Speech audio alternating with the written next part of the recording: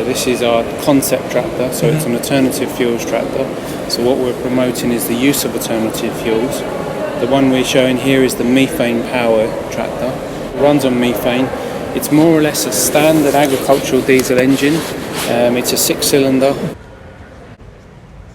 So the architecture underneath is a T6 tractor. Versus a standard T6 cab, it's about 20% extra glass area. But in the cab, the stylists have tried to minimise the amount of controls, make it very simple. And we've got a display on the top. You'll see there's no wing mirrors, so the first one is linked to a camera viewing system. So the idea would be there'd be one on the front, one on the side, one on the rear, and it would give you like a bird's eye view that you would be your viewing cameras.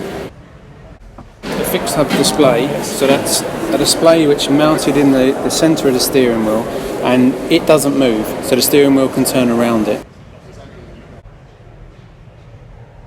Farms have the ability to do this. Like there is so many biodigesters around now. Some of them, they have quotas. They get to their quota, and then they have to burn off the excess gas, which is a waste. Whereas what they could do is they could compress it, store it, use it to power something like a methane powered tractor or a methane powered car, methane powered van.